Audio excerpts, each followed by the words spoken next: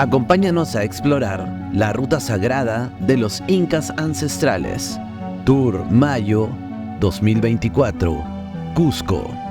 Informes e inscripciones en www.niancuscotour.com o al número de WhatsApp +51 984 75 94 69. Reserva tu cupo. Capacidad limitada.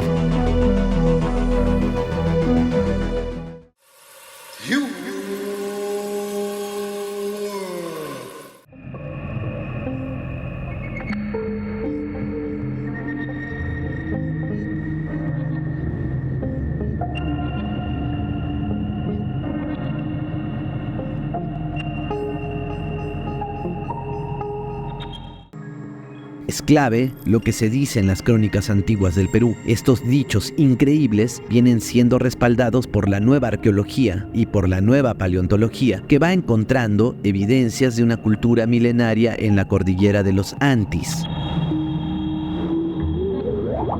Cada vez se retrasan más los relojes de la aparición del hombre en el Perú y lo revelan como foco civilizatorio de la humanidad.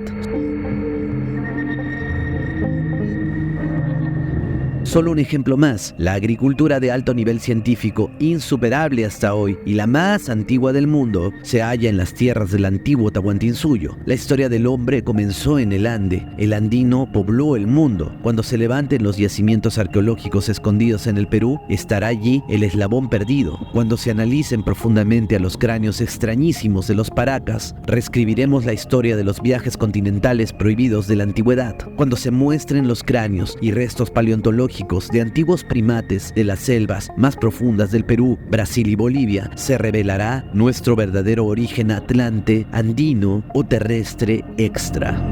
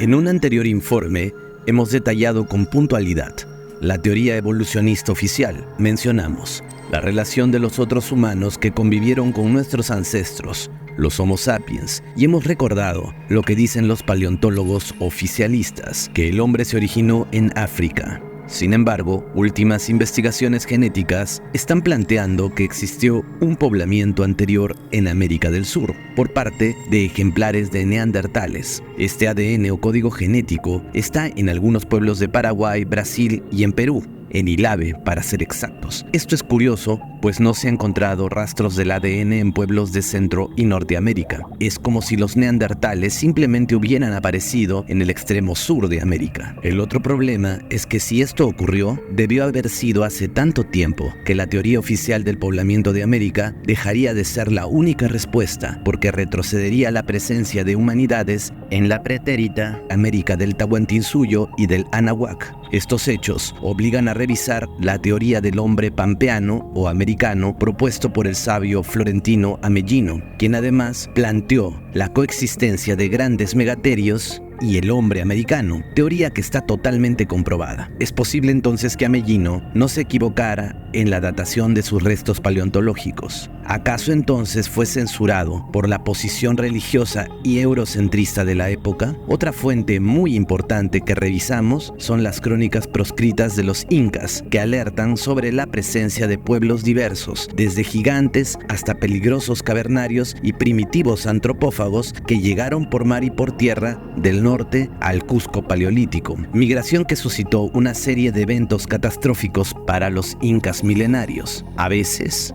los intis incas ancestrales, reducidos a sus mínimas panacas, tuvieron que reorganizar el reino y luchar contra la hibridación con otras etnias de las que no se producía ningún hombre, más bien infertilidad y decadencia. Entre sus nuevas normas aprobaron la endogamia. ¿Es acaso que prefirieron mantener un linaje sapiens a seguir relacionándose con los no humanos? Reiteramos, homínidos en decadencia genética. Sin embargo, en otros casos y otros tiempos sí fue posible la hibridación, y lo que antaño fue permitido, ahora era prohibido. Como veremos, el Tahuantinsuyo recibió la visita de etnias procedentes de Eurasia, como lo demuestran los estudios genéticos realizados a algunos de los cráneos alargados paracas. Los grandes cabezas de Paracas lo fueron de nacimiento y fueron sometidos por las antiguas culturas peruanas hasta casi desaparecer por hibridación o exterminio.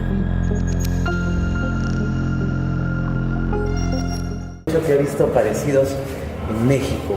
Star Child. Sí, sí. ¿Hay alguna historia al respecto de este es el Star Child, peruano o no? Señor Juan Navarro, El señor Juan Navarro, who was the creator of the museum, que es el creador de este museo, insisted insistió until he died hasta que murió that it's a hybrid human alien, que era un híbrido de un humano y de un alienígena. because we do not see where the lower jaw is. Claro, or porque no what. podemos ver la parte baja, la parte de acá. And the eye sockets, Y los ojos, ¿no? yeah, Los ojos, go ¿no? La at parte. an angle. Son angulares. So this is Los what soquetes. this is what a 1-year-old ancient Peruvian baby looks like. Este es un bebé de 1 año. And notice the difference in facial features Puede- compared to this. Puedes ver las diferencias faciales, ¿no? El de la parte alta y de la parte de abajo. We don't see where the teeth are. No podemos ver dónde estaban los dientes. And it looks almost exactly the same as the Star Child skull. Y es luce exactamente como el niño de las estrellas de México. So we would like to do DNA testing of this. Nos gustaría hacer un examen de ADN a este pequeño cráneo. Yeah. No es Homo sapiens O sea, sapiens. no es humano. O sea, por las características que se ven, no es humano.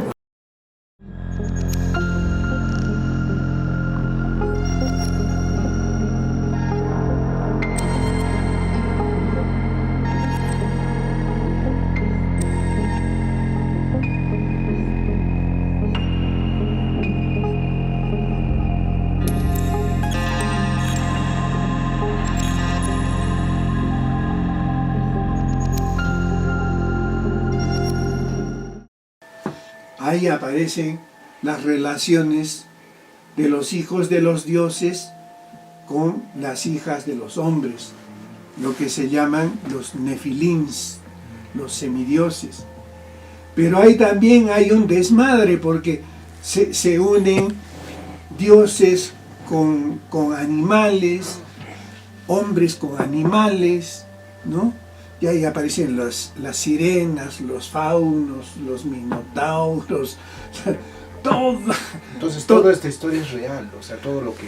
Todo esto es real por lo siguiente, pues, que un libro que estoy escribiendo que se llama Uranpacha, que trata justamente del Uranpacha, tengo yo para poder mostrar los fósiles de esos seres híbridos híbridos que han existido. que han existido. Existen en diferentes museos del mundo fósiles, pero no han sido evaluados ni les han dado la importancia, ¿no? Ni la ubicuidad histórica que merecen, ¿no? Yo los tengo para mostrar fósiles de hombre pájaro, de hombre pez, de sirenas, de minotauro, no, minotauro no tengo, de hombre caballo, ¿cómo se llama? Centauro. Centauro. Hay fósil de centauro. Hay fósil de cíclopes, de cabeza gigante, así, el cráneo así, de este tamaño, y con un solo orificio para un solo ojo. Hay descubiertos en la Patagonia gigantes de 3 metros 18, de 2 cabezas, ¿no? O sea, Wow. existe fósil, ¿no? O sea, eso no lo puedes negar con nada. Para purificar estas aberraciones vamos a producir el diluvio. Y antes del diluvio, escoge 4 versiones de seres humanos de diferentes etnias, blancos, negros, amarillos y rojos, ¿no? De los más perfectos, y también los animales más perfectos de cada especie, ¿no?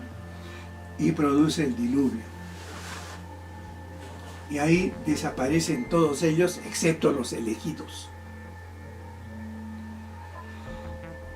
Esto, líticamente, es en el Hanampacha, la cosa es monolítica, es de piedra moldeable.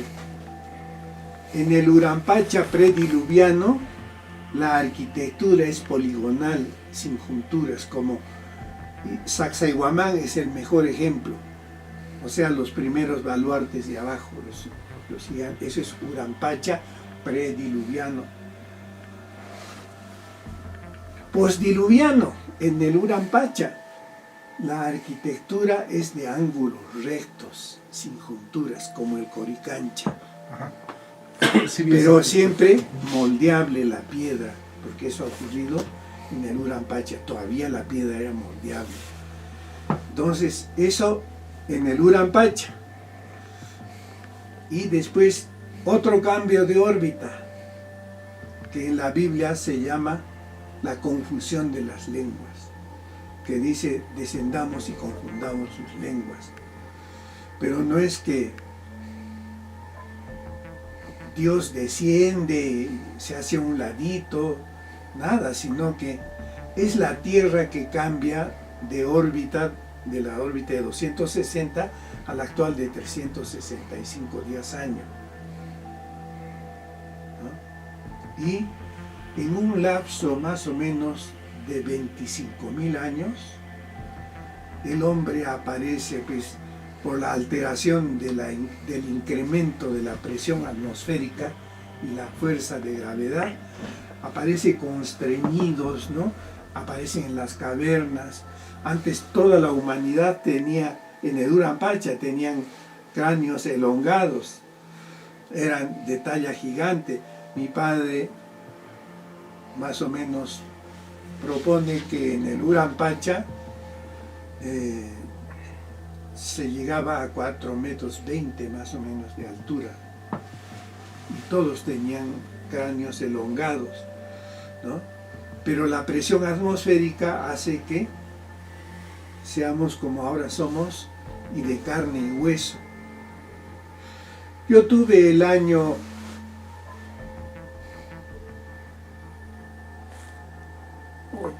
92 conocimiento y relación con el premio Nobel Richard Ernst, autor de la resonancia magnética.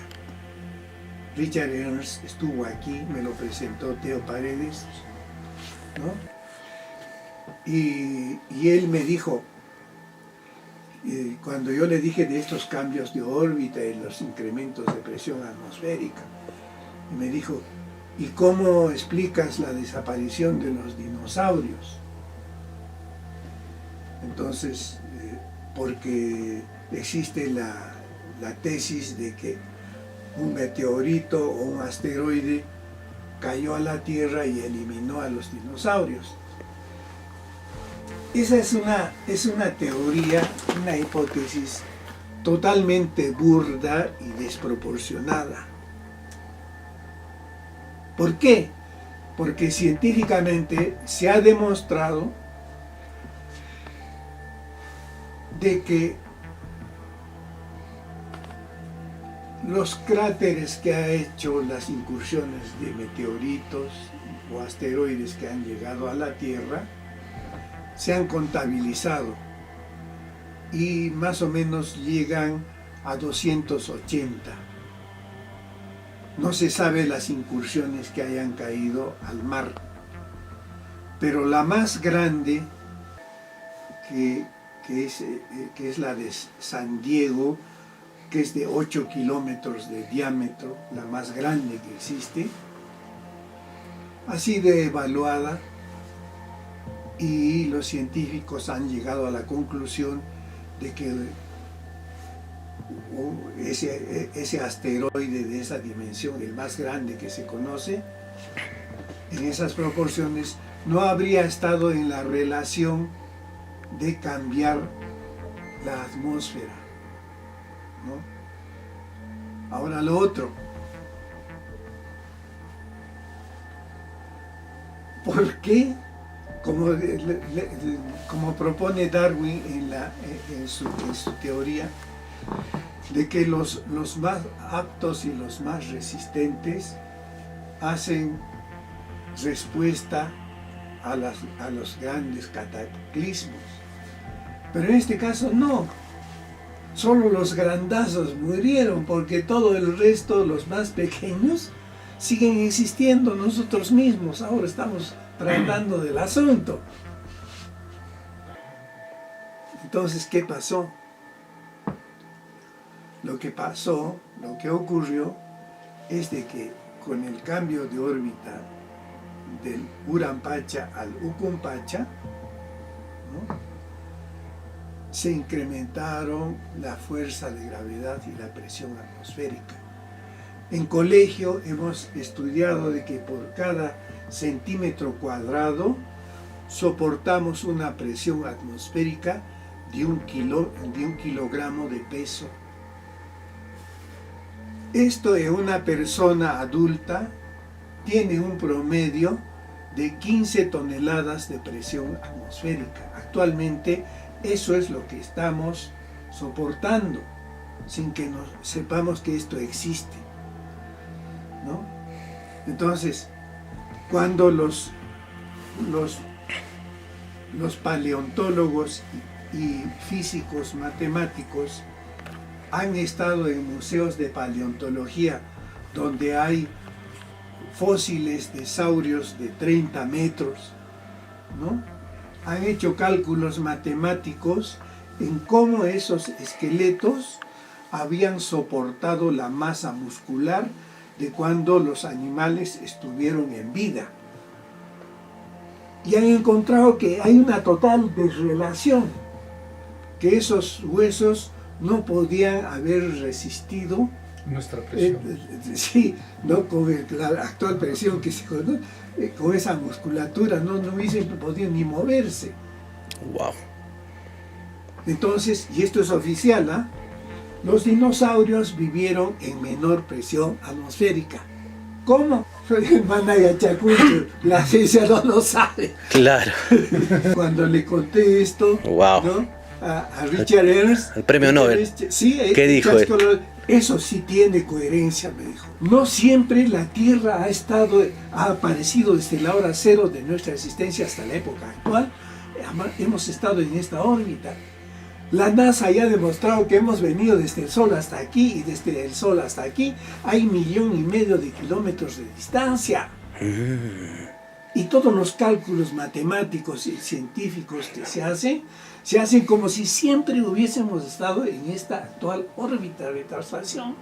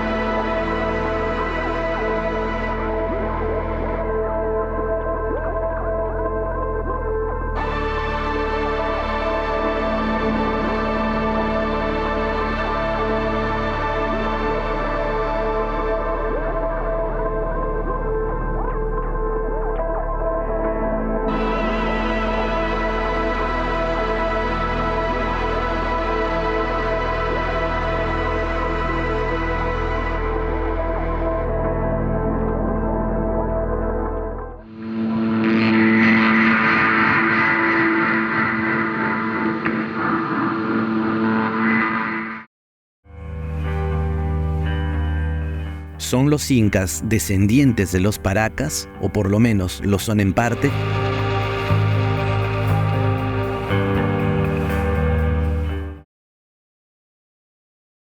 Todavía, Sí. estaba en la momia White. Ah, tenía abierta la fontanela. Y aparte de eso, me da cuenta de algo interesante. Estaba revisando crónicas sobre el Inca Maneta Cápac. ¿Y qué te dice de que... Mejor primero hablemos de la momia White, que tú viste, ¿no? Sí, Me claro. dijeron de que esa... Ya parecía un bebé, pero tenía la dentadura completa. Comprendete. Ya tenía huesos, yo leí que tenía huesos muy delgados. O sea, era un niño, pero su contextura era la de un adulto. Sí. ¿Y qué nos dicen las crónicas sobre el Inca Maneta Cápac? Que nació a los 3 meses de gestación con la dentadura completa. Y Guamapoma lo representa como un delgadito, flaquito, chiquito.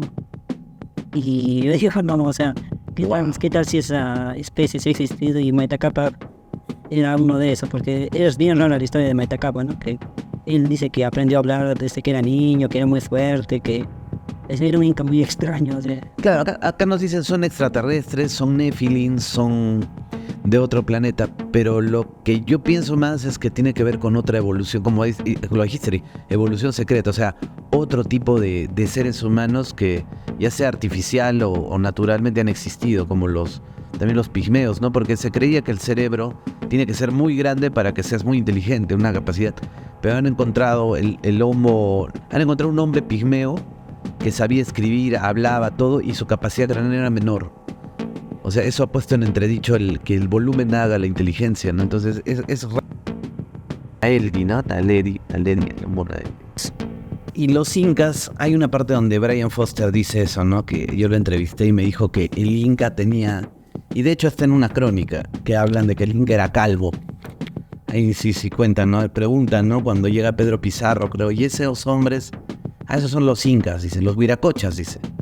Y son unos hombres calvos con una trenza que va hasta abajo. Y justo estábamos visitando un museo de aquí, de Arequipa, y decía ahí, ¿no? Cómo lucían los incas, y ahí se puede ver las estatuillas y son de cráneo alargado. ¿Tú estarías de acuerdo con eso? Que el inca tenía cráneo alargado, era calvo y con una trenza. Bueno, según los dibujos de Guamapoma ya sí, ¿no? Porque Guamapoma los dibuja con el pelo rapado. Este otro cronista que te mencioné, Juan de Betanzos, también coincide. y menciona eso, ¿no? De que los incas tenían el cabello, acá lo tengo, el cabello atusado, no sé, así lo menciona, ¿no? Y buscas en el diccionario significa cabello corto, y tenían los cráneos levantados hacia arriba, dice. Yo hice un video sobre qué significa realmente ser un inca. Ajá. Mi deducción fue de que no, Inca no es un rey, no es en la visión occidental que dicen que era un monarca, que era un emperador. No, mi teoría es de que un Inca era una especie de sacerdote guerrero. Esa conclusión he llegado, de que los incas manejaban la parte espiritual, pero también la parte guerrera. Y esto coincide con otras costumbres, ¿no? Como por ejemplo los Shaolin, son monjes guerreros, o sea, todo el tiempo están meditando y todo esto, son muy espirituales, pero al mismo tiempo cultivan la fuerza física, ¿no? Son expertos en Kung Fu, en artes marciales. Entonces, y así hay varias costumbres así antiguas, ¿no? De sacerdotes guerreros, reyes guerreros, pero que manejaban esas dos cualidades. También lo menciona este libro de antigüedades peruanas, que el Inca resumía la parte, o sea, era como un pontífice y al mismo tiempo era un líder militar, que manejaba eso. También dice la crónica Copacabana de los Incas, que resumía la parte legislativa, pero también la parte ejecutiva, el militar, la religiosa. O sea, el Inca era un conjunto de los dos. Entonces, lo que tú estabas diciendo, entonces, mira, si hay una deformación especialmente para los guerreros y otra para los sabios, yo sospecho que el Inca tenía una deformación intermedia.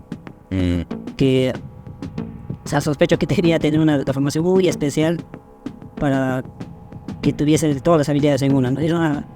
Es como diciendo una deformación de élite. The Nazca people moved in from the north. Ajá, los Nazcas, en ese tiempo los Nazcas se mudaron del norte para acá And took over the Paracas culture. y llegó a conquistar a la cultura Paracas, ¿no? Y a destruir, podríamos And decir. killed Y asesinó all of the royal noble people. a toda la nobleza Paracas, Except some excepto algunos were likely able to escape que probablemente escaparon, because the road that goes from Paracas to Cusco Ajá, la ruta que va de Paracas a Cusco existed more than 2,000 years ago. ya existía hace más de 2000 años atrás. The Inca found the road.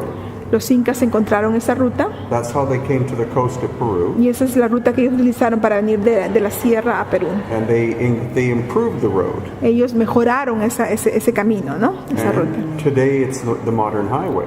Y ahora es el Capañán y también la Panamericana, ¿no? Son rutas, las rutas modernas que fueron rutas antiguas, ¿no? Yeah. So the Inca had, when the Spanish arrived, Cuando los españoles llegaron, the Inca had a road and trail system los incas tenían un camino y un sistema de una carretera, podríamos decir, ¿no? 40,000 kilometers in size. 4.000 kilómetros en tamaño. So they didn't build all of it. Ellos no construyeron esos caminos, esas rutas. They mainly improved Ellos lo mejoraron, roads that they found. los caminos que ellos encontraron. And so the Paracas to Cusco road Los Paracas, por ejemplo, tomaron la ruta hacia Cusco. is thousands of years old. Tiene más de 1000 años atrás. So it's possible some Paracas escaped Es posible que algunos Paracas lograron escapar and found their way to Cusco y encontraron una manera de llegar al área de Cusco, ¿no? and became part of what became the Inca. Y probablemente llegaron a ser parte de los incas, ¿no? Como pudieron haber sido sacerdotes. Because they likely spoke the same language. Probablemente hablaban el mismo idioma, ¿no? Archaeologists say the Paracas spoke Puquina, Los arqueólogos dicen que los Paracas hablaban el idioma de Puquina. and also the Inca. Y los incas, The language of the Inca was not Quechua. el lenguaje de los incas no era el quechua. The proper name is Runasimi. La manera formal es el runasimi. That is it. Those are Inca words. Esa es una palabra inca, pues, ¿no? But the royal Inca people La realeza incaica spoke a different language hablaba un idioma diferente, called Capacsimi, que se llama el capacsimi, which means the high language, que significa el idioma más alto, elevado, ¿no? El idioma elevado, which is supposedly the same as Puquina. que es supuestamente parecido al Puquina. So as the people from here migrated to Cusco, Las personas de acá que pudieron haber migrado a Cusco they probably introduced this language, probablemente llevaron su idioma que tenían, which the early Inca adopted que los primeros incas adoptaron, because adoptaron, it allowed them, the royal people, porque les permitía a ellos, a la realeza, to speak with each other, solo conversar entre ellos ese idioma, ¿no? important things involving government Las cosas importantes que tenían que ver con la parte política, and religious ceremony las ceremonias religiosas, and warfare las guerras, that could be kept private. y todo eso se mantenía de una manera privada, ya que Because- solo ellos entendían ese idioma. Because if the common people learned these things, Ya que si el pueblo sabía de ese idioma, then that knowledge could be given to enemies. ya que esa sabiduría o ese conocimiento podía ser dado al enemigo, ¿no? Y no era conveniente. And it's also possible También es posible that the name Machu Picchu que el nombre de Machu Picchu is not all Runasimi. no es runasimi. Machu Machu means ancient, significa antiguo and Picchu could be from Puquina, y Picchu puede ser Puquina, meaning mountain. que significaba montaña. So that way the name stayed secret. De ese modo el idioma o el lenguaje era secreto. So that's why the Spanish didn't find it. Eso pudo haber sido una de las razones por las cuales los españoles no encontraron Machu And Picchu. most people living in Cusco didn't know it existed, Y muchas de las personas que vivían en Cusco tampoco sabían de la existencia de Machu Picchu. because even if the name was given, Porque aun si el nombre fue dado, they would hear Machu ellos hubieran escuchado solo la palabra Machu, pero no hubieran entendido la otra parte, no Picchu. ancient. I don't understand. They will just say, okay, it's ancient, but what is ancient? So that kept it private. eso lo mantenía privado, ¿no? Secreto. And also the Inca, some of the Inca are believed to have had dark red hair. También se dice que algunos de la realeza incaica tenían el cabello rojo.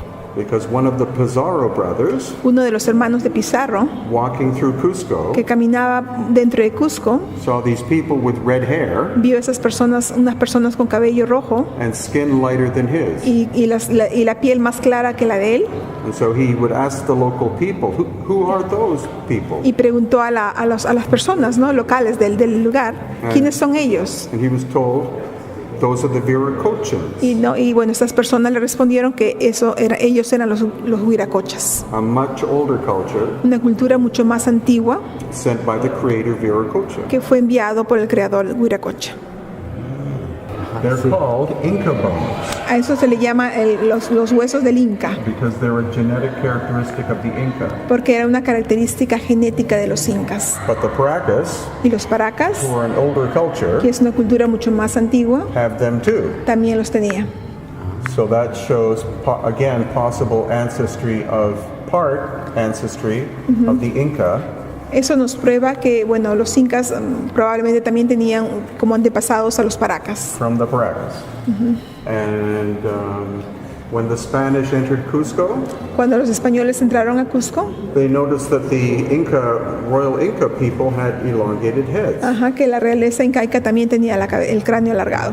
And when they found out how this was done, Y cuando ellos se dieron cuenta cómo alargaban estos cráneos, they made it illegal. lo volvieron ilegal. And then the Inca kept doing it, Los incas aún seguían haciéndolo, and then the Spanish became firmer about making it illegal.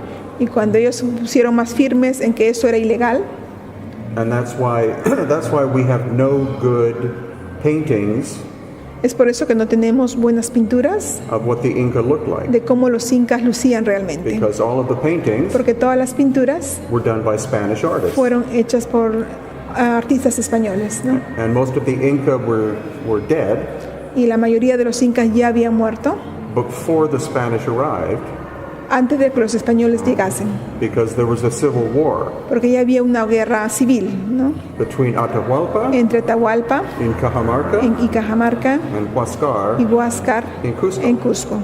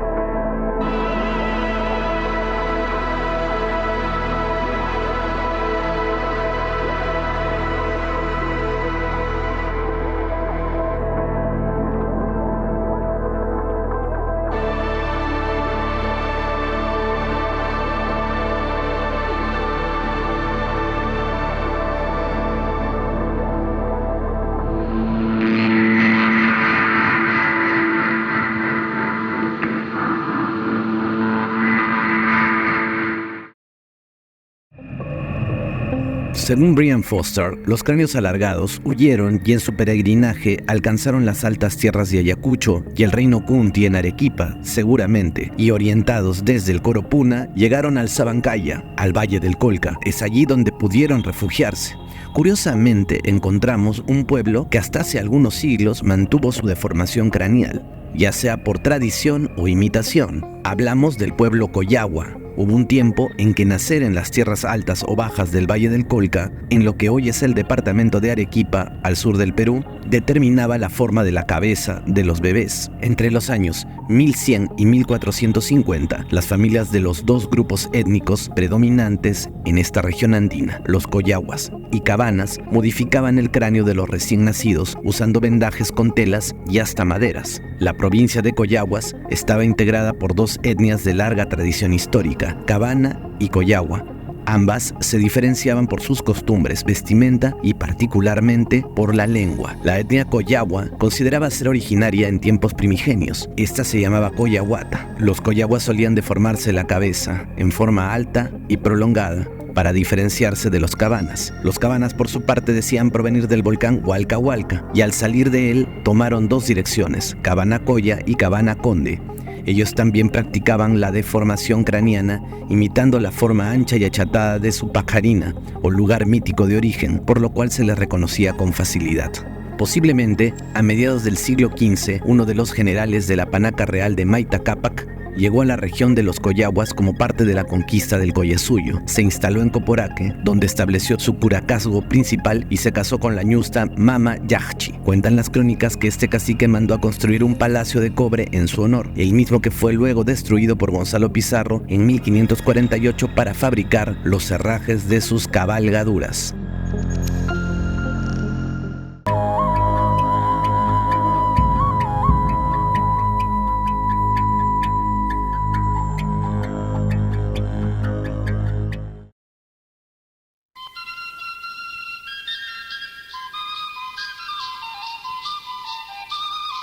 Y seguimos en nuestro recorrido por el Perú, en los museos más importantes pues de sobre todo la región sur, los que están contiguos a la cultura o relacionados a la cultura, tanto Paracas como Nazca, que han tenido de todas maneras influencia en nosotros, y podemos encontrar, ya estamos aquí ante los famosos cráneos deformados, alargados.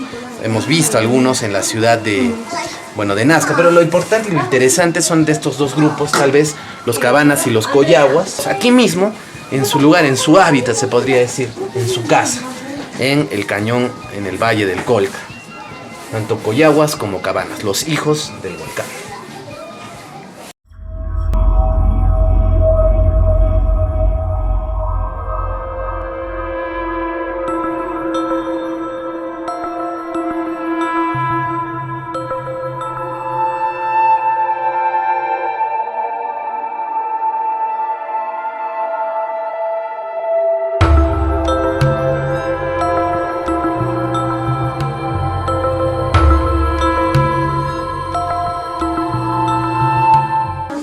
Esto es lo más interesante. Los cráneos, mira el tipo de deformación craneal que se lograba con herramientas. Algunos dicen, hay diversas técnicas, ¿no? Maderos, otros dicen que no, que fueron con telas, ¿no? Que se ajustaba a los niños, y al alcanzar cierta edad, con esa presión se iban deformando los cráneos. Según las leyendas, por ejemplo, no ni tan leyendas, ¿no? Estudios, las dos etnias, ¿no? Los coyahuas y los cabanas, provenían unos de un volcán y los otros de otro. Entonces se diferenciaban hasta en la forma en cómo se deformaban el cráneo. Unos más achatados, otros más hacia arriba, ¿no? Como imitando la forma de los conos de los volcanes. Otros dicen que no, que probablemente las teorías que ustedes están escuchando seguro en History Channel, en internet, que son extraterrestres. ¿Por qué dicen eso? Porque se les ha hecho incluso ADN y han dado que son grupos europeos. O sea, ¿qué rayos hacían europeos? Claro. ¿En serio? Bueno, no, europeos, o sea, ya eso es anómalo, ¿no? Otros dicen no, que se ha encontrado ADN desconocido. Otros dicen que eran incluso, no exactamente estos, pero pelirrojos. Incluso otros dicen que nacían de esta forma, o sea, las personas no se deformaban el cráneo, sino nacían tal cual. Eso de ahí parece que fuera niño, ¿no? Entonces, es un niño. El de acá, el por de acá los puede dientecitos, ser. ¿ya te parece ¿no? un Claro, ya más. Por la forma de los ojos también, la concavidad de los ojos. No, realmente sí, es un enigma, ¿no? La historia todavía no está totalmente dicha, ¿no? O sea, se va a seguir haciendo estudios. ¿Cuál es la cabeza alargada? Lo triste es que no se hacen estudios, ¿no? Nos quedamos con lo primero, más fácil de repente, y no vamos más allá. Por eso tú me preguntabas, ¿no? De repente veían extraterrestres, ¿no? ¿Te acuerdas? Tú, no sé, uno de ustedes me preguntaba. Claro, tú me preguntabas, ¿no? Por la forma de la cabeza, ¿no? Tan rara, ¿no? Sí. Puede ser que los veían y por eso se deformaban. Ah, eso es en el África. También. Las mujeres jirafa. Bonitas será. Puede ser.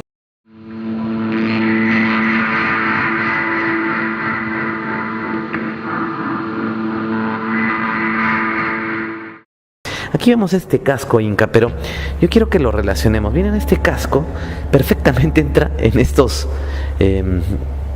cráneos de aquí. Perfectamente este casco da con estos cráneos. Claro, obviamente un casco tiene que ser más grande para cubrirte toda la cabeza, pero me da la impresión de que este casco está diseñado para cráneos alargados, pero es del periodo inca, no es del periodo Paracas. Brian Foster nos decía que Los incas, hay indicios de que los incas tenían el cráneo alargado. O sea, yo no sé si la raza inca o la clase inca tenía o practicaba la deformación craneal. Según mi propuesta, pienso que al extinguirse los cráneos alargados de nacimiento y al perder la diferenciación mediante las posteriores deformaciones craneanas, artificiales lógicamente, por haber sido proscritas por los españoles, las culturas antiguas optaron por utilizar un tipo de sombrero distintivo que imitara las deformaciones anteriormente descritas. Podemos apreciar esto en las diferencias de los sombreros de los collaguas y los cabanas actuales. Y es que los estudios en las tradiciones de las antiguas vestimentas peruanas dicen que la identidad de los pueblos del Perú comienzan en la cabeza. Los sombreros cumplen más que la función utilitaria de protegerse de las inclemencias climáticas. Son en realidad una síntesis identitaria y simbólica. Podemos ver a continuación un cuerpo desecado, hallado en Arequipa, perteneciente probablemente a la cultura chiribaya, contemporáneos a los incas, de un recién nacido con una deformidad craneal muy grande, y es que por lógica es imposible que esa proporción se haya ganado en pocos meses. Este proceso tomaba bastante tiempo. Estamos entonces ante un cráneo alargado de nacimiento. Otro dato interesante es que según los reportes arqueológicos cerca de la zona se encontró un casco especial, muy fino, decorado con oro. Esto revelaría que estos niños, luego adultos, de cráneos alargados de nacimiento, eran muy respetados, y lo eran tanto que eran distinguidos con un aditamento muy especial en la cabeza. Estos cascos son muy semejantes a algunos yelmos incas. Estamos entonces ante el origen de los sombreros con formas especiales y tan distintivos dentro de los ajuares sagrados de las diversas etnias del antiguo Perú.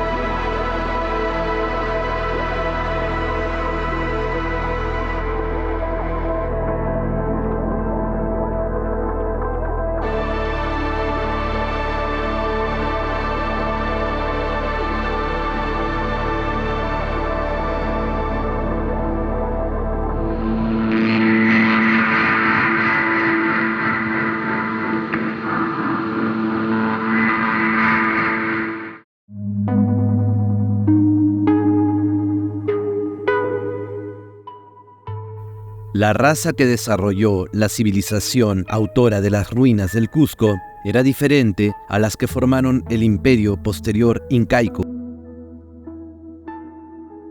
Sus restos estarían representados en algunos habitantes del lago Titicaca y de la selva, y en ciertos fósiles hallados en diversos lugares de América.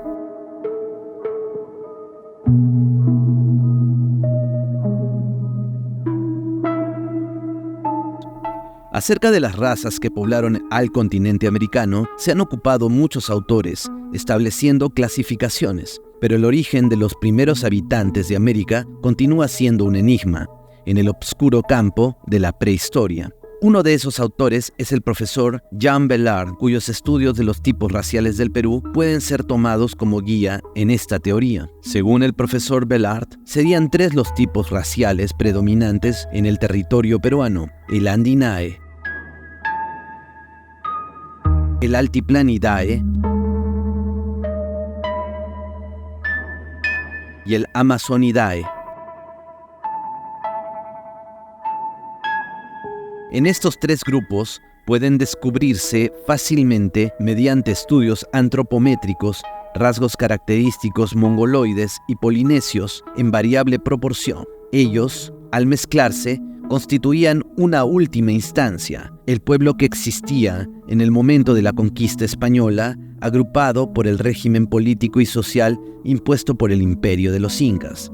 Pero aparte de esos grupos, había y todavía hay un pequeño grupo diferente por sus costumbres, idioma, leyenda y caracteres antropométricos y antropológicos, que es el de los Uros, que habitan el lago Titicaca, el desaguadero y el lago Poopó. Pertenecen a la raza Lagidae y representarían los restos vivientes de un pueblo que puede haber habitado una extensa zona de América, pues sus vestigios se hallan en la Patagonia y en el Brasil, en el lago Santa, de donde se ha tomado su nombre. Todos los antropólogos y el mismo Bellard están de acuerdo en considerar a los Uros entre los tipos humanos más primitivos de recolectores y pescadores. No obstante, pensamos teóricamente que el bajo nivel cultural del pueblo Uro fuese más que un estado primitivo, propiamente dicho, una situación decadente. Algunas observaciones hechas por los antropólogos inducen a pensar así.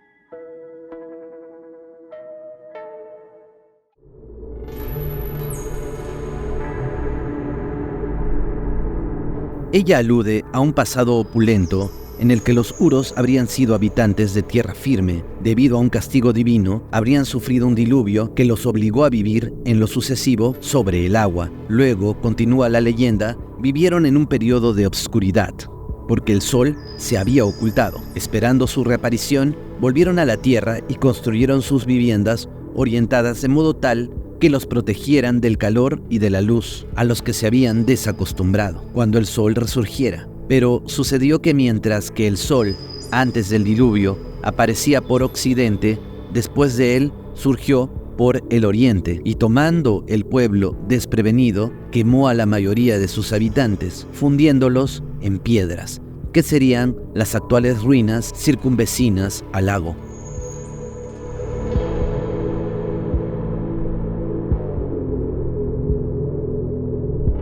La alusión al diluvio y a sus calamidades que encierra esta leyenda no puede ser más clara y probablemente se refiera a los periodos de glaciación y deglaciación, a las inundaciones a las que se viene haciendo mención. Por otro lado, se considera ellos mismos prehombres, versión que es compartida por los pueblos vecinos. De allí que, pese al desprecio con que se les ha tratado, sean sin embargo, paradójicamente, respetados y temidos con un sentimiento que envuelve una cierta veneración supersticiosa de un pasado intuido. Poseen además dos características dignas de ser comentadas. La primera consiste en que, no obstante su condición de recolectores y pescadores, son a la vez agricultores, pues fabrican sus terrenos de cultivo sobre las islas de Totora que ellos mismos construyen y siembran en esas tierras. Este hecho tan original induce a pensar que en algún tiempo remoto fueron agricultores y hasta ahora conservan algunos conocimientos de esta actividad. La otra característica es su casi extinguido poder genético. Debido a ello, en la actualidad no quedan más que unas 5 familias de Uros puros. Las demás familias están mezcladas con los aymaras o los quechuas, recurso al que apelan para sobrevivir, y esa falta de fecundidad indicaría un estado terminal. Sería un estigma degeneracional producido por largos periodos de miseria material, de aislamiento y tal vez de antigüedad. Sería, en fin, el resultado de una desadaptación crónica, debido a las calamidades climáticas y agravada por la persecución de otras tribus más jóvenes, fuertes y pujantes, que los mantuvieron confinados en el lago y los arios territorios vecinos. Nadie conoce el significado ni el origen de su nombre. Sin embargo, en muchos lugares de la frontera entre la sierra y la selva, está involucrado en diversas denominaciones como Uruhuasi, Urusanjawi, Uru-Uru, Urubamba, etc. Y así se lo va encontrando en el camino hacia los valles y los llanos, cual si fuera marcado el derrotero de su origen.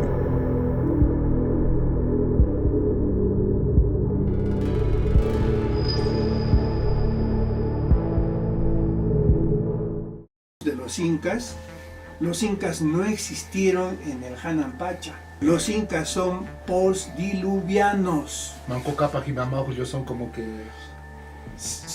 Es el mismo Noé bíblico. Manco Cápac es no. ¿El ñoque? Ñoque. ¿Ñoque? Ñoque. ¿El ñoque? Ajá, es el Noé. Y también tiene 2 apelativos. En la leyenda de los hermanos Ayar es Ayarmanco. Y en otras referencias es el Pachacútec. Pachacútec significa el que regresó a la tierra. ¿Cómo uno puede regresar a la tierra? Solamente si es que estuvo desconectado de ella, ya sea volando, navegando, o estando en el agua. El Cusco es doble cuna de la humanidad. Primero, cuando la creación del paraíso terrenal, el capítulo de un facsímil de la Biblia. Toda la tierra de Cusco. Ahora, acá está. Dice que rodea toda la tierra de Cus. Esto se confirma en la Biblia católica oficial, que es la Nácar Colunga. Significa en hebreo humanidad. No es el nombre de una persona, ¿no? Claro. En el quechua más antiguo, en la primera lengua universal, es Araj. Ajá. Arak. Araj, que significa lo mismo. Qué curioso. Primer hombre. Arakbut, ahí en Amaraquey, acá en Madre de Dios tienen ese nombre, el Arak. ¿No? Esto, ellos han habitado en el Paraguayso, o sea, en la olla hidrográfica del Urubamba. Actualmente en Ollantaytambo, que es conocida como la capital mundial de la indianidad, existe en el plano topográfico el Arajkama Ayllu. Arajkama Ayllu significa lugar donde habitan sola o puramente etnias Araj. ¿Cómo sabemos que Araj es el ser humano, el personaje principal, el yo humano? Porque existen palabras como los Arajwikus, que son los Araj que hacen poesía. Los Arajwis, que son los Araj que hacen música. Los Arajriwaj, que son los Araj que hacen labores del campo. Ya, entonces, ahí precisamos que el personaje, el yo ser humano, es el Araj, ¿no? Esto tiene que ver en el antiguo nombre de lo que ahora es Urubamba. Urubamba no se sabe qué cosa es en quechua, qué cosa es. Es como Moray, no se sabe qué significa Moray. Es como Manco, que no se sabe qué significa Manco. Igual es Uru, pero Bamba sí es lugar donde habitan. Cusco debe escribirse con S, no con Z. Cus. ¿No? Porque Cusco es el nombre de un perrito que hay en Argentina, los cusquitos, ¿no? Y en cambio esto es bíblico. Lo que se encuentra en este libro respecto del Arajbamba. Venidos de Arajbamba, de lo que hoy es conocido como Urubamba, en el Valle Sagrado de los Incas, lugar del cual hablan las sagradas escrituras del Araj Beresaiti, del Zen-Avesta y el Albor de los persas, cuando hablan del ombligo de las aguas y del mundo, de cuyas vertientes nace el río Arban, Arajban, ¿no? Arajbamba, convertido, cognado en Arban, igualmente sagrado, de cuyas aguas bebieron los primeros hombres. Te dije, Es estremecedor, ese hermano. algo que te mostré allá arriba, ¿viste? Te mostré ese O sea, el paraguayso significa paraíso, ¿no? Y el paraguayso o paraíso estuvo ubicado a lo largo y ancho de la olla hidrográfica del río Urubamba, ¿no? El otro elemento es el jardín. Es lo que los nórdicos llaman el Asgarden. Los romanos llaman los campos elíseos, refrendado esto por los franceses, ¿no? Para añorar un lugar bello de jardín, ¿no? O sea, les Champs-Élysées, ¿no? Los griegos denominan el jardín de las Hespérides, denominan, ¿no? Así denominan, pero es alrededor de este concepto del jardín, del escenario, del Paraguay sobre donde se creó al ser humano. El otro elemento, la piedra fundamental que une el cielo con la tierra, ¿no? Letra de mi. Cuando según la leyenda de la Atlántida, el Cusco era Poseida, ¿no? La fundación del rey, del dios Poseidón, ¿no? Okay. Y el Cusco se llamaba la tierra de las 4 direcciones. Tawa, Inti, ¿No? Suyo. Que después del diluvio universal, en el Urampacha, el rey Nemrod, que es bisnieto de Noé, o sea, bisnieto de Manco Cápac, ¿no?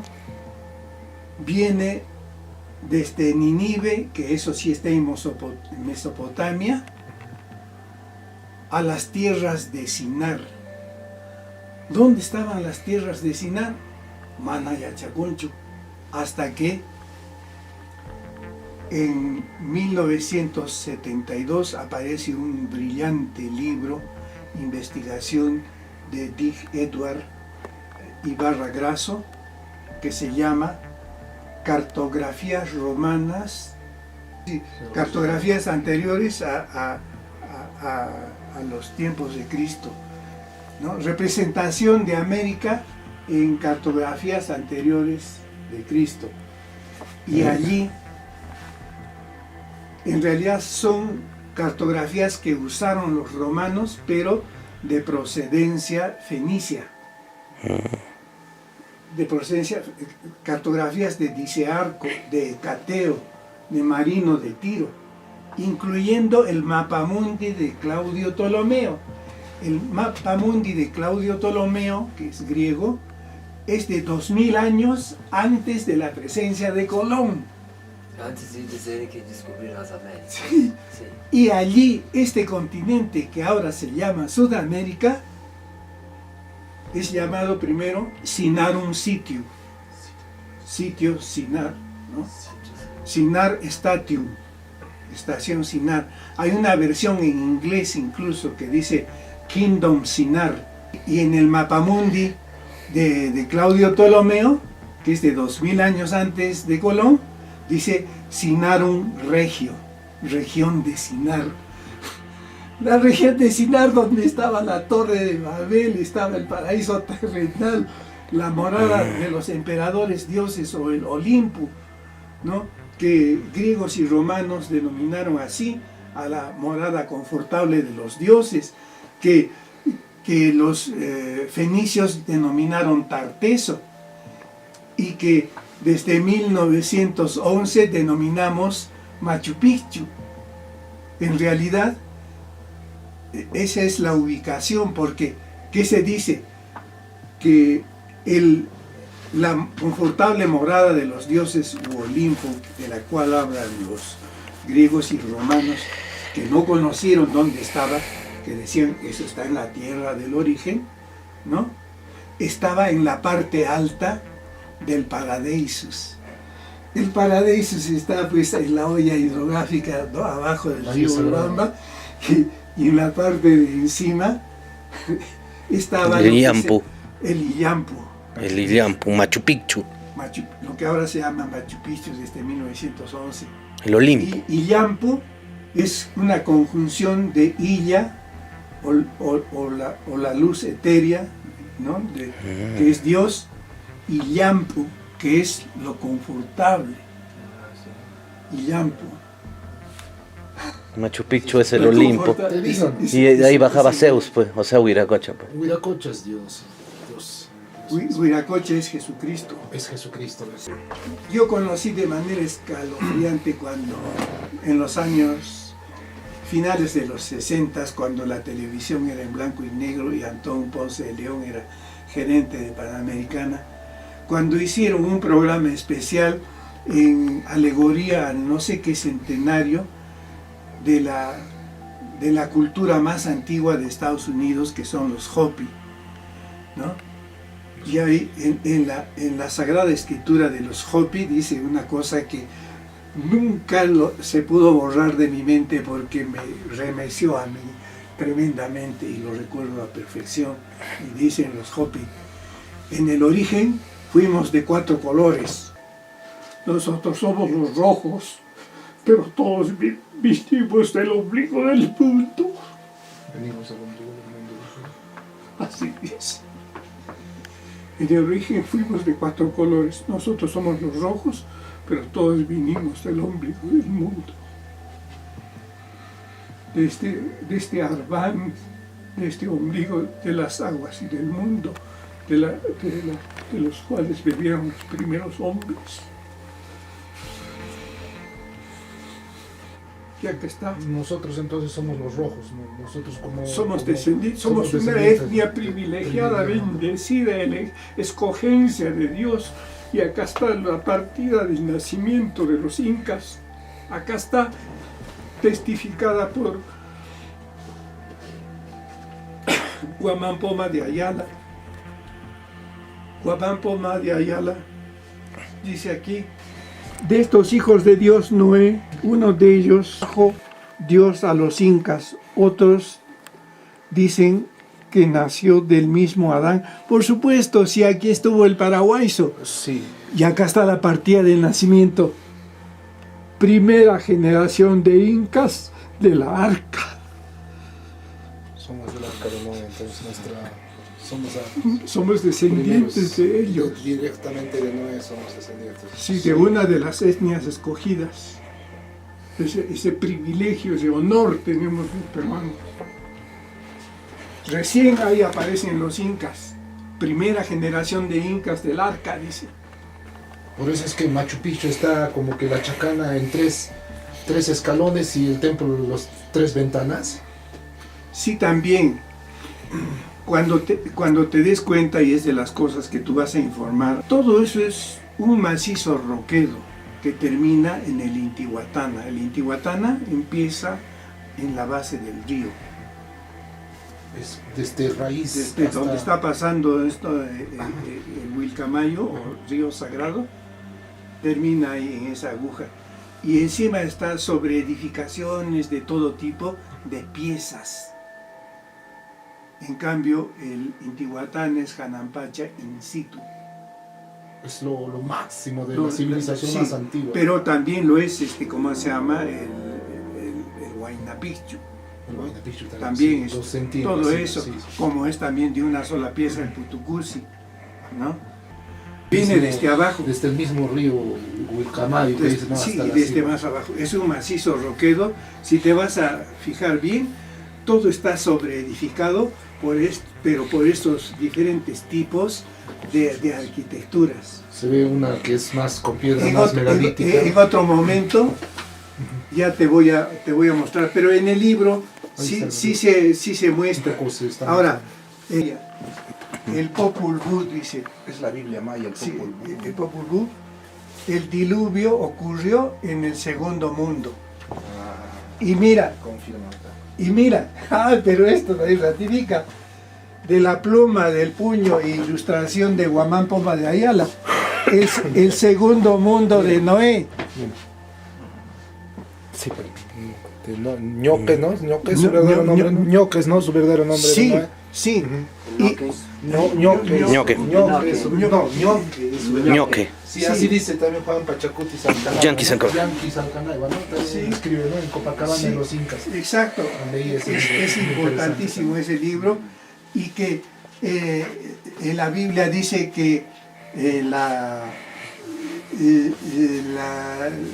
arca estuvo en el Ararat primitivo, y el Ararat primitivo se encuentra en el Indo-Kush, entre las fronteras de Rusia y Pakistán. Pero en Turquía está, creo, en la montaña de Ararat, sí.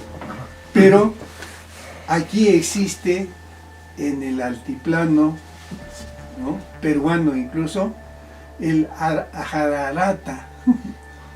¿Cómo? El Ajararata. ¿Ajararata se llama la montaña? Sí, acá está. Ajararata. Sí.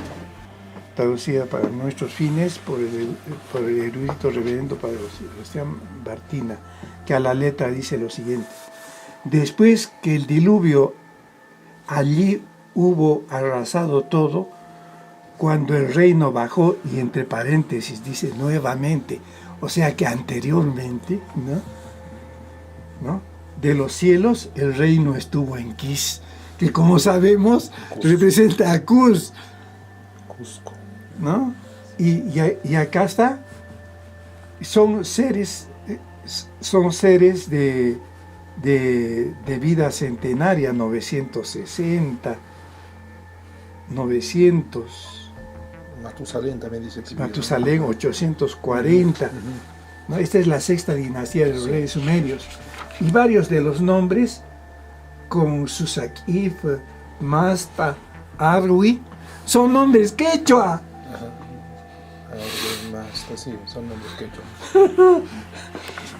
Antes de los judíos y todo eso ha sido la cosa. Es el Dios de nuestros ancestros. Guamán pone ya lo mismo, lo dice. Ahí está, pues está testimoniando. Las escrituras con informes, En Bolivia se ha encontrado, ¿no? Pues, ¿qué sucedió? ¿Por qué el hombre nunca ha estado como que junto? ¿Qué sucedió? ¿Por qué el rojo, el blanco, el negro y el amarillo se fueron de acá? ¿Qué sucedió? De que Dios lo honra a Noé y le da un cetro de mando, y mi papá interpreta bien, le da ese cetro para que testee en diferentes partes del mundo, ese cetro de oro. Entonces no pasa nada hasta que vuelve al Cusco y va al vestigio Janampacha, que ahora se llama Huanacauri. Huana, que significa, ¿no?, escarmiento. Cauri, gigantesco. O sea, el diluvio fue un gigantesco escarmiento para purificar las sangres para la humanidad. Y allí es cuando ese cetro de oro se funde, se entra, y de ahí repuebla la tierra. Y ahí es de cuando el Cusco es por segunda vez la cuna de la humanidad. Primero cuando la fundación en el Paraguayso, ¿no? Cuando el hombre da luz. En el jardín del Edén, ¿no? Hace su creación al Araj primitivo. Y segundo, cuando testeando se vuelve a repoblar la tierra desde el Cusco.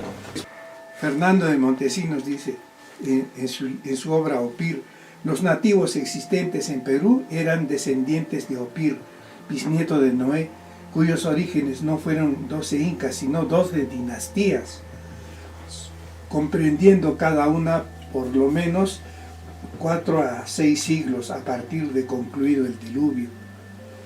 Jorge Lira, el reverendo padre Jorge Lira, dice: las leyendas de los hermanos Ayar y otras remontan hasta los primeros días del diluvio, la fundación de Cusco, y es admisible que los 4 hermanos Ayar sean Noé y sus 3 hijos que salieron a poblar la tierra. Antonio León de Pinelo plantea en su principal libro El paraíso terrenal en Sudamérica que esto fue así.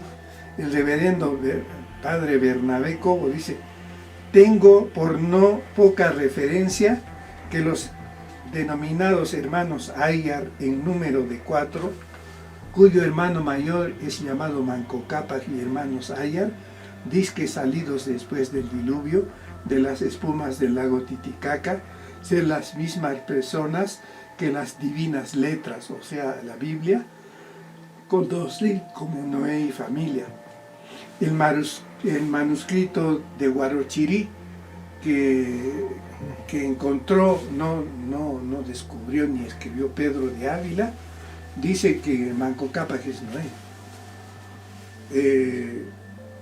Felipe Guamán Pomar de Ayala, ahí dice que primera generación de incas del Arca, ¿no? O sea que las crónicas irrefragables de Baltasar de Salas, hermano, que estuvo 20 años en Tiahuanaco, son contundentes ahí. Copacabana de los incas, ¿no? Claro, ¿no? De cómo, pues, ignorantemente se denominó a estas tierras, ¿no? como el Nuevo Mundo, ¿no? Dice que, dice, según Copacabana de los incas, dice que en la isla del Sol y de la Luna había, dice, como que animal. estatuas de todos los animales del mundo, de la creación. Acá hay un dibujo, ¿no? Incluso de... El paraíso, ¿no? Sí, ahí está, pues. Ahí está el paraíso. Ahí está el paraíso. Estamos hablando de Baltasar de Salas. Ajá, sí. Esa imagen justo está es la isla del Sol. Del Sol, pues, ajá. Entonces, esto fue así.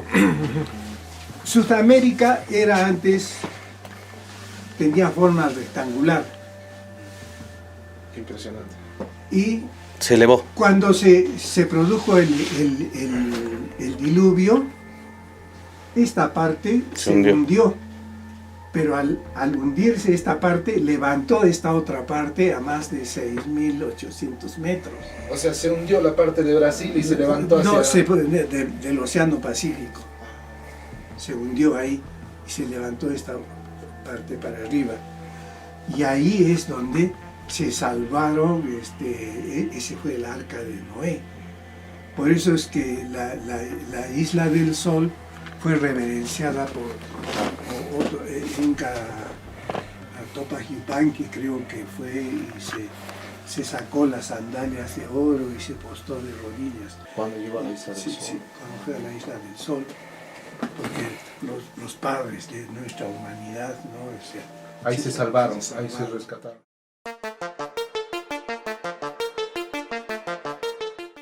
En cuanto a las tribus que viven en la selva y que se agrupan bajo la denominación genérica de la raza Amazonidae, no conocemos ningún estudio completo que explique sus similitudes y sus diferencias, pero vale la pena comentar algunas particularidades. Es sorprendente, por ejemplo, la gran diversidad de dialectos que hablan tribus que, no obstante, son casi vecinas. Este hecho podría tal vez explicarse considerando que la selva mantuvo a esas tribus completamente aisladas unas de otras, permitiendo el borramiento paulatino de las características de la lengua madre y la diversificación progresiva de sus derivadas. Otro aspecto interesante es el relativo a las leyendas de su origen. En muchas de ellas se puede descubrir versiones de grandes catástrofes diluviales y éxodos hacia las tierras altas de los sobrevivientes. Algunas, como las de los machiguengas de los valles del Urubamba, Manu y Alto Madre de Dios, creen proceder de pueblos que originalmente vivieron en las serranías, y precisamente sus características antropológicas los hacen parecerse a los primeros incas. Otras, como la de los huachipaires del Alto Madre de Dios, presentan analogía con los uros, inclusive la pérdida o disminución de su poder genético.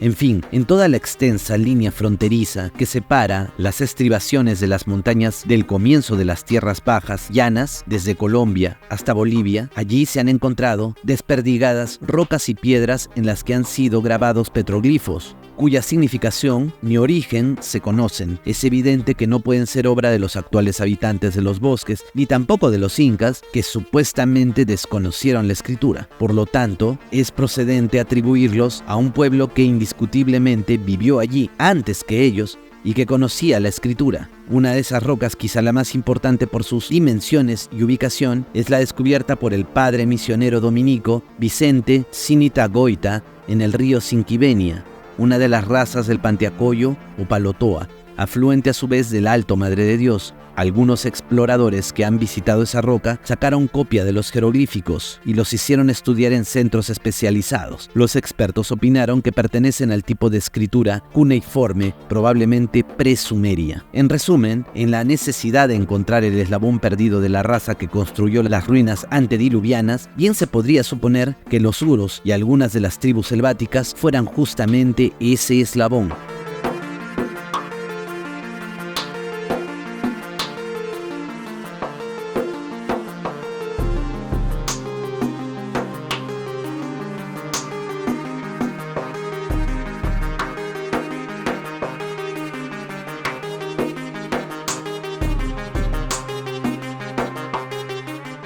Si fuera cierta la teoría de la migración de los mongoles a través del estrecho de Bering, esta debe de haberse producido al final del periodo de glaciación. Probablemente demoró siglos en recorrer la distancia que medía entre esos estrechos y los Andes peruanos. Al llegar a ellos, el clima, a la sazón, tendería a ser como el actual, dando lugar a la desecación de la costa y a la aparición de sus desiertos, mientras que la región oriental se repoblaba de tupida selva. De este modo, la cordillera de los Andes resultaba ser la mejor vía para las facilidades de desplazamiento y los recursos alimenticios que ofrecía. Las tribus nómadas que la recorrían, en la medida en que encontraban lugares apropiados para su estabilización, cambiaban de hábitos y se hacían sedentarias. Es propio suponer que eligieran las zonas que ocuparon los primitivos habitantes y que utilizaran las construcciones semiconservadas que estos habían dejado y que subsistieron después de los cataclismos, sojuzgando a los restos humanos que habían sobrevivido dispersos o confinándolos en espacios reducidos como el lago Titicaca y la región volcánica de Puquina. Concomitantemente, es posible que grupos aislados de polinesios, arrastrados por las corrientes del Pacífico, fueran llegando a las costas de América por diversos puntos, las Islas Galápagos, las Islas de Pascua o directamente al litoral. De la fusión progresiva de esa raza y de la mongólica se irían formando las Andinae y Altiplanidae, que forjaron los diversos horizontes culturales de la costa y de la sierra, también estudiados por los arqueólogos peruanos y extranjeros, hasta rematar en el Imperio Incásico.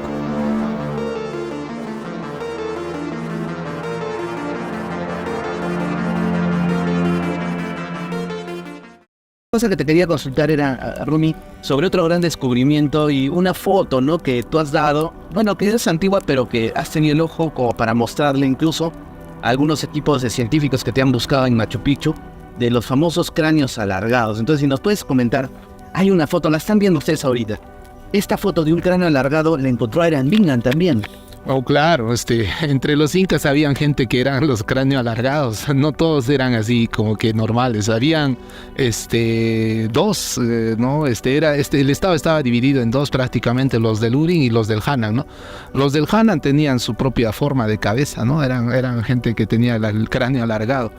Estos probablemente se llamaban Hanan, ¿no? Porque Hanan proviene del idioma puquina, porque el quechua cusqueño realmente no es quechua completamente, ¿no? Está mezclado con puquina. Por eso, ¿no?, su biblioteca se llamaba el Poquen Cancha.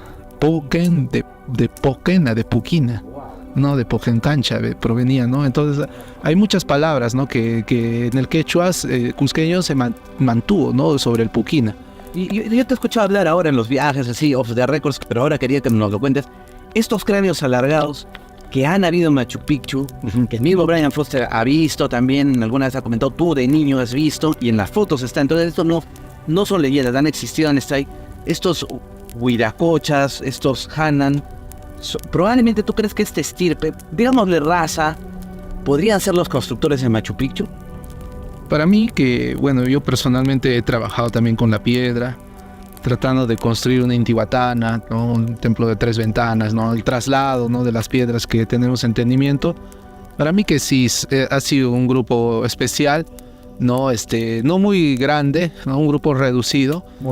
Como directores de maestros que tuvieron esa gran, ¿no?, evidencia, esa gran tecnología, por no decir, ¿no?, esa gran maestría, ¿no?, de poder trabajar la piedra, ¿no?, de esa manera, ¿no?, de darle esos trazos, esos cortes, ¿no? Porque vale entender que esta piedra, ¿no?, lo que es el granito, ellos respetaban lo que es el cuarzo, ¿no? Porque el cuarzo, ellos veían el mundo de una manera espiritual, ¿no? El cuarzo era una roca energética, ¿no?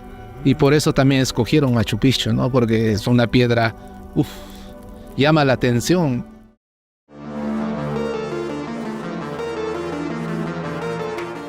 Reuniendo ahora todos los supuestos anteriormente citados, puede esbozarse una hipótesis general en los siguientes términos.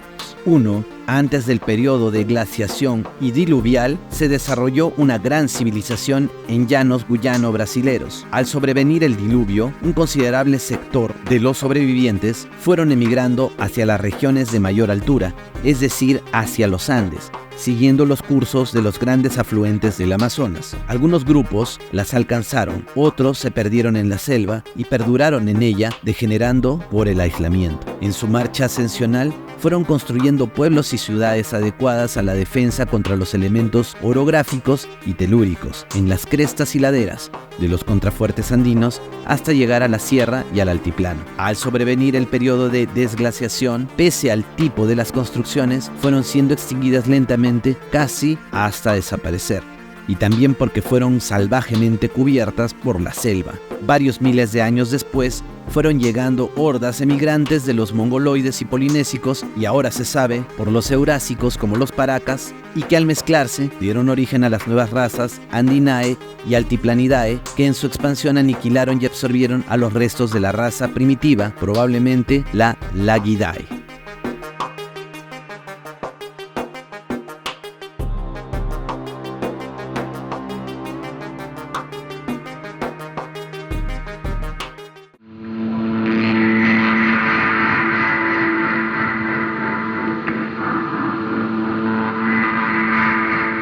Bueno, estamos aquí en el Museo de la Recoleta, en Arequipa, Perú. Hoy es 18 de mayo, es el día de los museos y hemos decidido recorrer pues estos hermosos ambientes que encierran y engloban pues mucha de nuestra historia, nuestra cultura como peruanos.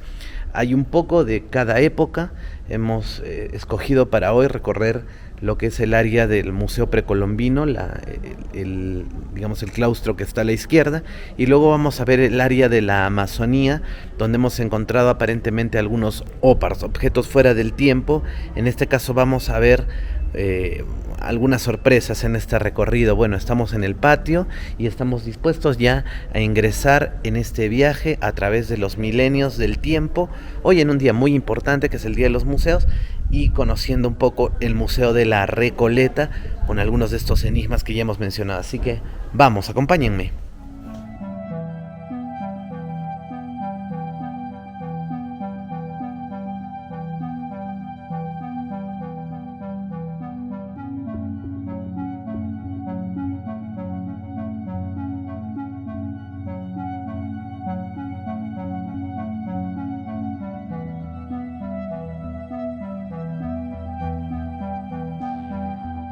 Muy bien, nos encontramos estamos en el Día del Museo, estamos en el Día del Museo 18 de mayo haciendo esta nota. Han pasado algunos años desde que queríamos venir a realizar un pequeño reportaje al Museo de la Recoleta, que dicho sea de paso es uno de los más bonitos museos que tiene Arequipa, y justamente nos encontramos en la zona, en el área de la etnografía amazónica.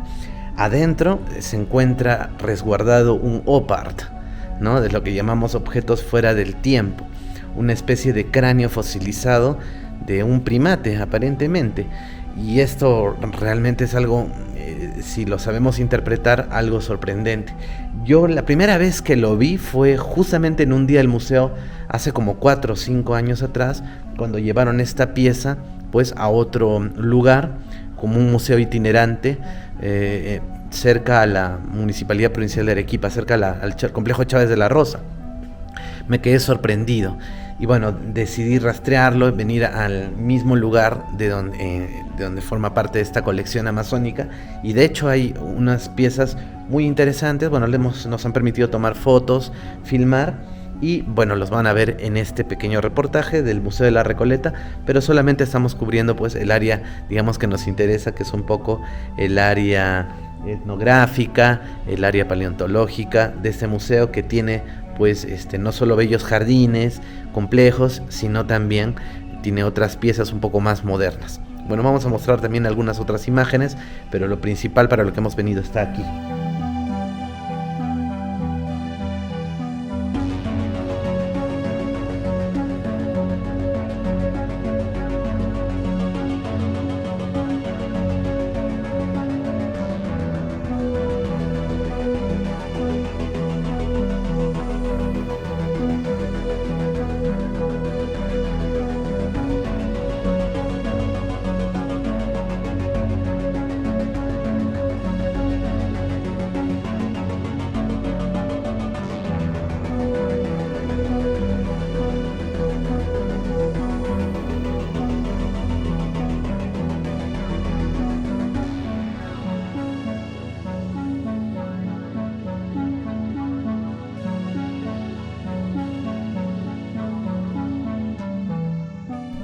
Muy bien, y en este museo, que es realmente impresionante, muy grande, muy hermoso, el Museo de la Recoleta, podemos encontrar entonces aquí justamente digamos, sector donde se han recopilado algunos de los fósiles encontrados en el río N, justamente por los misioneros franciscanos que catequizaban toda la Amazonía.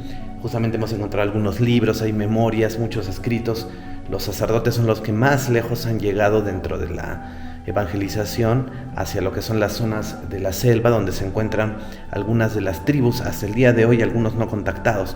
Y justamente ahí rescataron este cráneo, que es un cráneo fosilizado de un homínido. Sabemos que hay algunas teorías sobre lo que sería la evolución del hombre americano, que existió una suerte de homínido emparentado con otros tantos homínidos que han existido y se han desarrollado en el globo. Claro, según la teoría oficial, salieron del África diversos grupos humanos y cada uno de ellos se desarrolló.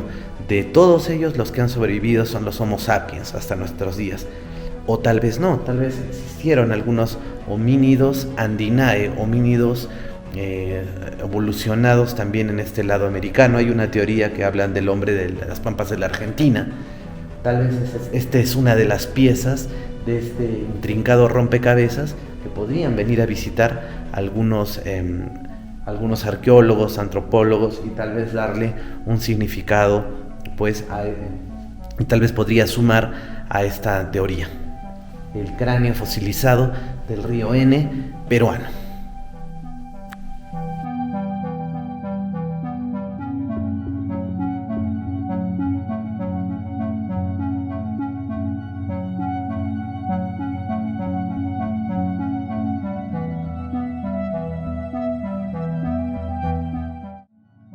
El ameratropoide, también conocido como mono de Loa por François Delois, fotógrafo que capturó en una instantánea a la supuesta criatura en una expedición sudamericana en 1920 cerca del lago de Maracaibo. Se trata de un ser antropomorfo, parado sobre dos patas y cubierto de pelo pero sin cola. El palo que sujetaba su cabeza era necesario debido a la actitud peligrosamente hostil de la criatura, que los investigadores se vieron obligados a sacrificar. La criatura medía aproximadamente 1,6 metros y su avistamiento sigue siendo aún hoy una de las cuestiones más controvertidas de la biología evolutiva en América. ¿Se trató acaso solamente de un mono araña?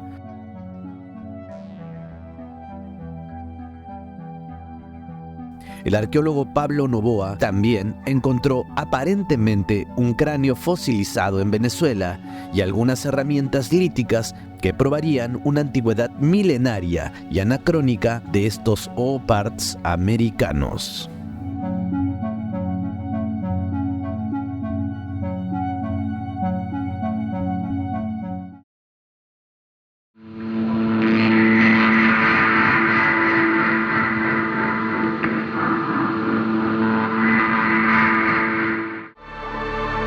Los principales inconvenientes que al parecer impiden profundizar más en el origen de las civilizaciones precolombinas, antediluvianas, podrían resumirse en las dos siguientes: las que provienen de una superposición interpretativa de época y las que derivan del insuficiente empleo de todos los recursos aportables por otras ciencias. Para salvarlos, podría adoptarse un plan esquemático como el siguiente: 1. Estudios geocronológicos, orográficos, estratigráficos, etc., en los terrenos donde están las ruinas y de los que las cubren. 2. Empleo sistemático de pruebas como la del carbono radioactivo y de otros procedimientos físico-químicos para averiguar la antigüedad de las sustancias orgánicas que pueden haber quedado en los distintos niveles de las ruinas y de los estratos. 3.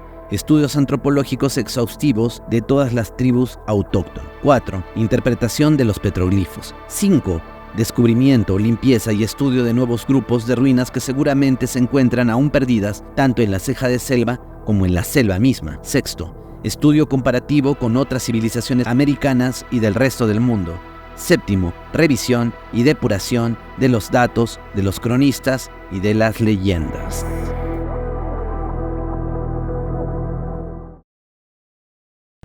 El señor Gamarra, el investigador, el historiador Jesús Gamarra, estas dos arquitecturas serían diferentes. por un lado tenemos el vitrificado de la calle Loreto. A mano derecha, la parte trabajada con la arquitectura del secreto de los incas, ¿no? La arquitectura vitrificada. Bueno, a determinada hora se puede apreciar la vitrificación. Me parece que es en la tarde, ahora son las 8:39 de la mañana. Entonces vemos dos tipos de arquitectura, el de la derecha y el de la izquierda, que es más moderno, donde se nota la percusión incluso, ¿no? Aquí podemos ver la percusión. Entonces, aparentemente es la misma arquitectura, pero hasta el color, esta es un poco más amarilla, ¿no? Más naranja, y la otra es pues del tono azul. Y si pudiéramos verlo a las 3 de la tarde, pero creo que hay fotos que vamos a mostrar, entonces ahí se vería la diferencia. En la calle Loreto, los dos tipos de manufactura, ¿no? Manufactura me parece del Urimpacha y la del Uncupacha. Muy bien. Muy bien. Los dos tipos de arquitectura, uno frente al otro. Aquí está el secreto de los incas paleolíticos o antediluvianos, y también, ¿no?, una imitación del tiempo inca del Caipacha o Uncupacha, Ucumpacha. Muy bien. Ahí se ve un poquito el vitrificado, ¿no? Ahí está. Ahí se ve un poquito el vitrificado. Pobre perrito, carajo. Algo de diodita. Y ahí el vitrificado, ahí. Ajá, ahí está el vitrificado. Y aquí no. Así es el vitrificado. Ahí se ve un poquito el vitrificado. En las uniones, en las junturas, ¿no? Donde se le ha aplicado esa tecnología tipo molde. Muy bien.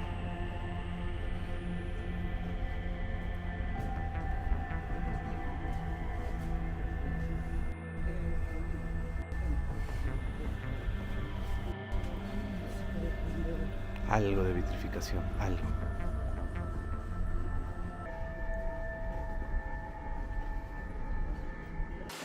Bajo esta cúpula de oro, miren qué cosa hay. Una huaca. Una piedra Janampacha. La piedra Janampacha, que parece una huaca, ¿no? Esta piedra Janampacha tiene tres implicancias para tres religiones.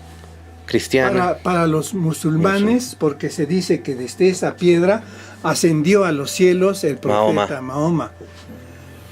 Para los cristianos, porque sobre esta piedra iba a sacrificar a Abraham. A su hijo. Judíos, para ¿no? los judíos. ¿No? Y en testimonio de fe, y fue impedido por un ángel, ¿no? Es decir, tu fe ha sido contada, ¿no?, y verificada, ¿no? Pero se utilizó para eso. Y para los judíos, este era el altar del rey Salomón. Para nosotros, una piedra Janampacha más de las miles que hay. Tantas que hay, como en Machu Picchu, como alrededor. Acá hay una cosa de importante. Supongamos que este libro, esta superficie es el 100% de la existencia de esta presencia lítica que representa a lo sagrado. El casi 60% está en Cusco, Perú.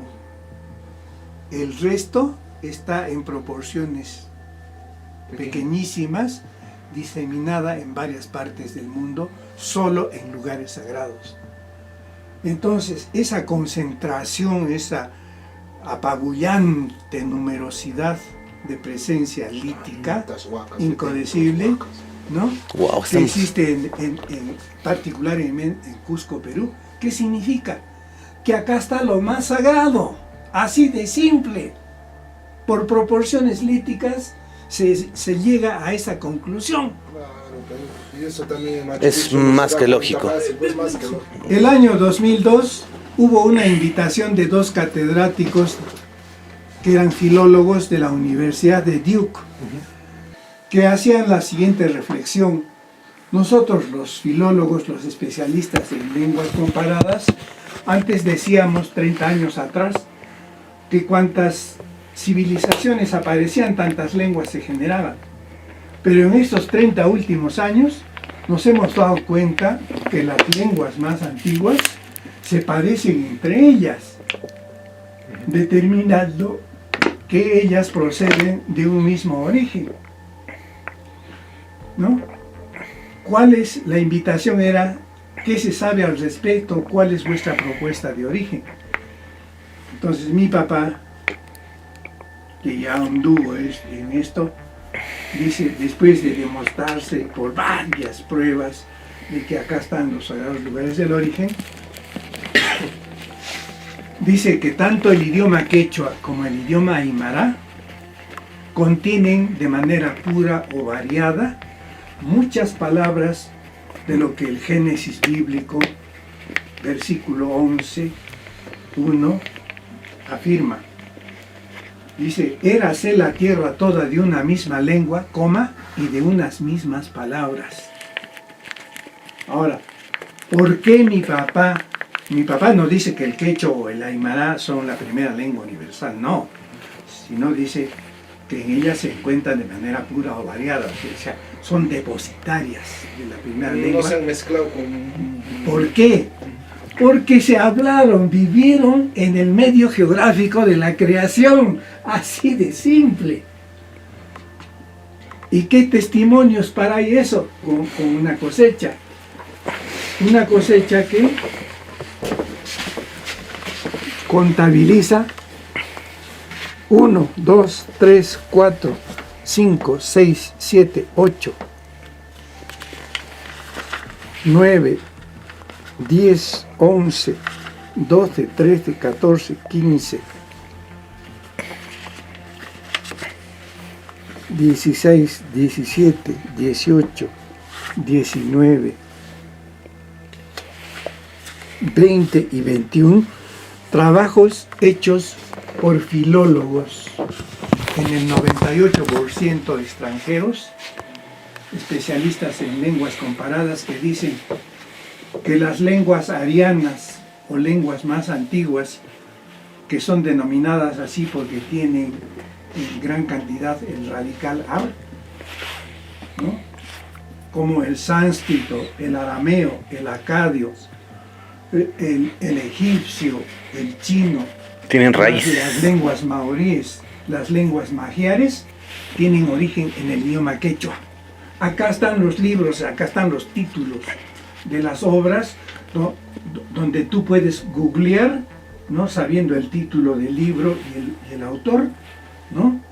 Y quedarte enorgullecido, porque ahora en este momento, por ignorancia, los peruanos tienen vergüenza de hablar quechua, tienen vergüenza de tener apellidos quechua, siendo científicamente lo contrario. Es la lengua depositaria de la primera lengua universal. Valiosísimo es Tito como otro medio de probanza de que Magiar son de Hungría, ¿no? Sí, húngaro, ¿no? Húngaro. Hay un libro que no figura acá de un autor, de Andrei Sájarov, que dice que el idioma ruso tiene origen en el idioma quechua. Y otra opinión más, la de Hawkins. Él dice que la lengua más pura, más sutil, más eufónica que él ha conocido es el idioma quechua. Y ahora, como tú me comentabas, la mujer tenía aquí un papel muy importante. La mujer representa fertilidad. Los dioses eligieron a la mujer y representa la fertilidad, la encargada de procrear y crear vida. ¿Ya? Entonces, por eso era importante para ellos. Miren, por aquí. A ver, eso me interesa. Eso que me mostraste que está tatuada, ¿ven? Claro. El vientre y la vagina está tatuada. Y aquí ya está pariendo, ¿ves? El parto. Entonces, si vemos aquí, ¿dónde está el bebé? En el vientre. ¿Y por dónde nace? Por la vagina. Entonces, claro, hoy en día se hacen cesáreas, pero antiguamente esa era la posición. Y me enseñabas aquí la parte de atrás. Hay algunos dibujos ahí, ¿no?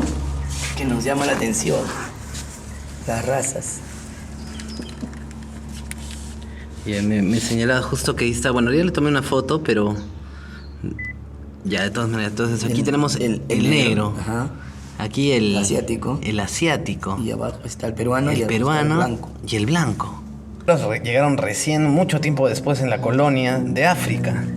Claro. Pero esto es mucho más antiguo que la colonia. Por supuesto. Entonces esto nos plantea una pregunta de muchas cosas, ¿no? Hay muchas cosas que no podemos explicar, pues. Pero esto es antiquísimo. Claro, entonces imagínate, ¿no? Sin duda, son las leyendas las que hemos tomado como una fuente legítima de un pueblo que practicó la oralidad como una forma de perpetuación de su historia. Y es que detrás de toda leyenda se esconden eventos reales, pero es necesario interpretarlos en su justo contexto. Reiteramos, las leyendas más antiguas del Perú nos hablan de varias eras en las que cada una albergó a seres específicos y diferentes unos de otros, consumados por antiguos cataclismos producidos por los dioses del pasado. Es producto de estos avatares que se preparó el camino para el amanecer de un nuevo sol, de un nuevo hombre y de una nueva era.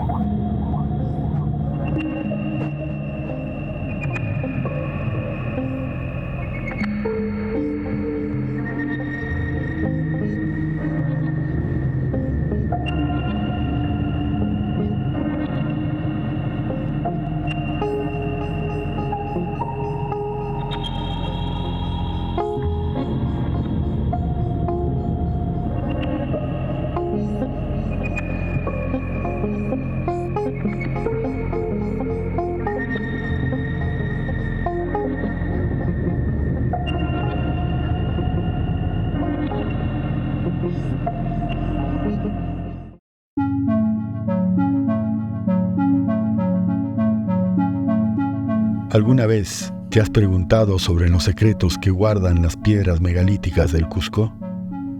Las elaboradas construcciones, los símbolos sagrados o los objetos fuera del tiempo. ¿Te intriga la posibilidad de civilizaciones milenarias perdidas? Si eres de los que no se conforman y crees que queda mucho más por descubrir, esta aventura es para ti. Acompáñanos a través de la ruta sagrada de los incas ancestrales, una expedición no convencional y única que nos llevará a desentrañar misterios ocultos y explorar los vestigios de una civilización perdida en el tiempo, para ver con nuevos ojos lo antiguo. Sacsayhuamán nos descubrirá el secreto de la piedra. Recorreremos las galerías subterráneas de Cusco y develaremos las pruebas de la antigua chincana de Coricancha.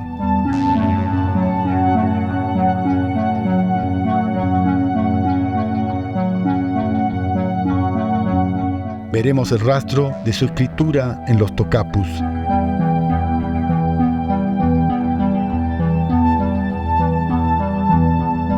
Nos conectaremos con otras realidades a través del portal dimensional de Ñaupahuaca.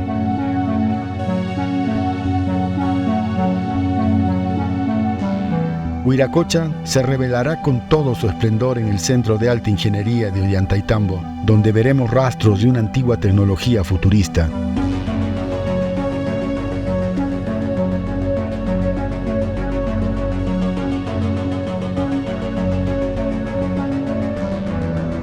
Exploraremos los secretos de Machu Picchu, el Olimpo andino que solo los iniciados capas conocían.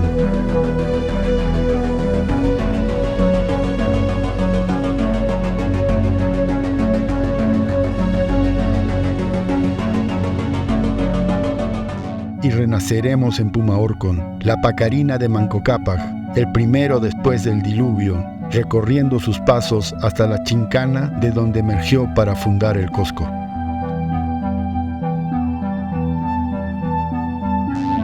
Andaremos por la ruta del Collasuyo para asombrarnos con la alta tecnología hidráulica de Tipón, tal vez el manante de la legendaria fuente de la juventud.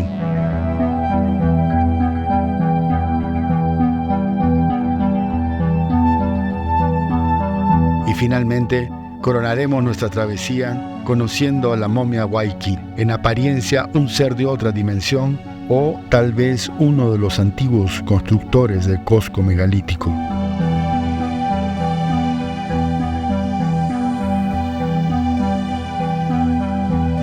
Somos como tú, amantes de la historia y del misterio. Hemos recorrido estos ancestrales lugares durante años para poder guiarte a través de sus secretos y enigmas.